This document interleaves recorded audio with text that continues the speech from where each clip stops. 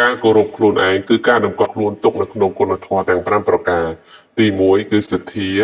ទី2គឺសិលទី3គឺសត្តៈទី4គឺចក្ខៈនិងទី5គឺបញ្ញាក្នុងឱកាសដែលបានអត្តភាពកើតមកជាមនុស្សគួរតែមានសច្ចរិតធម៌ប្រើប្រាស់ជីវិតឲ្យបានទៅជាប្រយោជន៍ក្នុងការសាងទៅជាក្បូនឬក៏ព្រមយានដើម្បីឆ្លងចាកអំពីសេចក្តីទុក្ខនេះទៅបានការគោរពខ្លួនឯងយើងតែងតែថាគេមិនឲ្យតម្លៃមកលើខ្លួនឯងហើយយើងខ្លួនឯងសោតក៏វាចង់ទៀមទាជាមួយនឹងការដែលគេឲ្យតម្លៃមកលើខ្លួនឯងកាលណាបើគេបន្ថោកបន្ទាបអីផ្សេងយើងអត់សប្បាយចិត្តជាមួយនឹងរឿងរ៉ាវទាំងអស់នោះទេដូច្នេះតើការឲ្យតម្លៃខ្លួនឯងការគោរពខ្លួនឯងណាការគោរពអ្នកដទៃជាចំណែកមួយហើយប៉ុន្តែការគោរពខ្លួនឯងគោរពខ្លួនឯងគឺការតម្កល់ខ្លួនទុកនៅក្នុងគុណធម៌ទាំង5ប្រការទី1សទ្ធាសទ្ធាដោយការជឿទៅលើការត្រាស់ដឹងរបស់ព្រះសម្មាសម្ពុទ្ធជាតថាគតពោធិសទ្ធាជឿទៅលើកម្មផលជាកម្មសទ្ធាជាដើមនេះក៏ជាចំណែកមួយឬក៏មានសទ្ធាជឿនៅក្នុងផ្លូវត្រូវដទៃផ្សេងទៀតដែលប្រកបទៅដោយគុណឬក៏មានបញ្ញា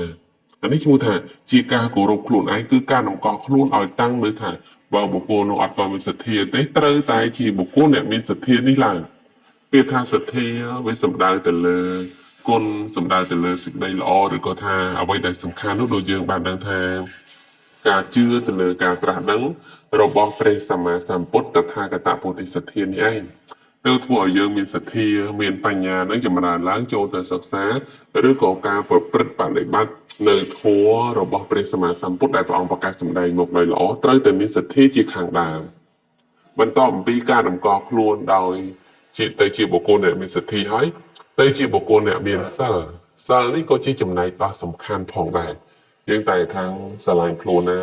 គោរពខ្លួនឯងស្រឡាញ់ខ្លួននឹងជាពិសេសតែសិលវាអត់មាន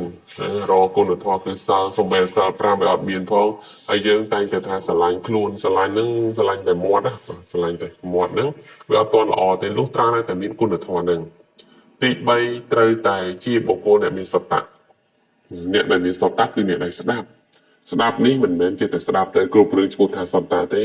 គឺស្ដាប់ទៅនៅក្នុងពុទ្ធឱវាទរបស់ព្រះសម្មាសម្ពុទ្ធប្រព្រឹត្តទៅនៃធម៌ប្រព្រឹត្តបដិបត្តិអានថាប្រព្រឹត្តទៅឬក៏ស្ដាប់ទៅនៅក្នុងធម៌អាបើយើងចេះតែស្ដាប់ទៅរឿងនេះរឿងនោះវាច្រើនពេកក៏វាបើសិនជារឿងខ្លះវាអត់សូវជាប្រយោជន៍ក៏គួរតែយើងលះបង់ចេញយើងមកស្ដាប់ពាក្យរបស់បុគ្គលអ្នកដែលអស់កិលេសវិញបុគ្គលអ្នកដែលមានកិលេសទោះបីស្ដាប់ទោះបីគេវិភាគយ៉ាងណាក៏ដោយក៏វាមិនស្មើជាមួយនឹងពុទ្ធឱវាទរបស់ព្រះសម្មាសម្ពុទ្ធដែលជាពាក្យរបស់បុគ្គលដែលអស់កិលេសហើយប្រព្រឹត្តទៅដើម្បីអស់ទៅនៃកិលេសដូចគ្នា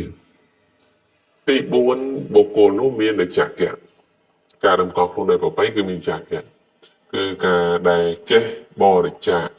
នៅរបស់ដែលខ្លួនឯងមានតិចច្រើនទៅតាមលទ្ធភាពដែលយើងអាចធ្វើទៅបានដូចថាបុគ្គលអ្នកឲ្យទានមានតិចត្រូវឲ្យតិចមានច្រើនទៅឲ្យច្រើនដូចថាមានបុគ្គលអ្នកឲ្យទានហើយឬក៏ថាបុគ្គលអ្នកមានទ្រព្យសម្បត្តិហើយប៉ុន្តែកំណាញ់ស្វិតស្វាញអានឹងជារឿងមួយដែលថា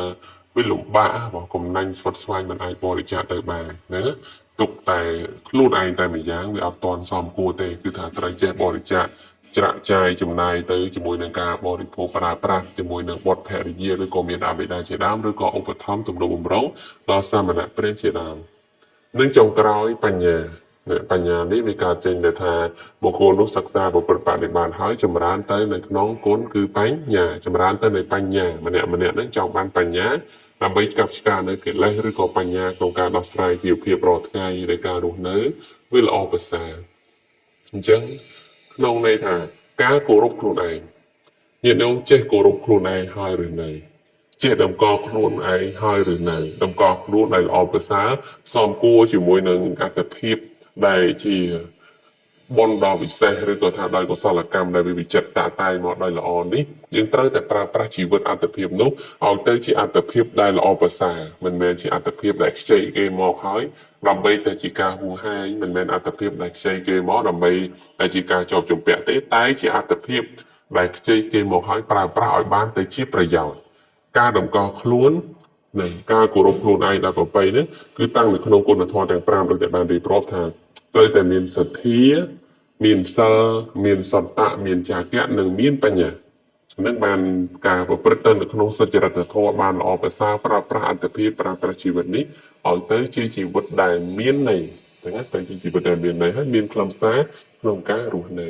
សូមអនុមោទ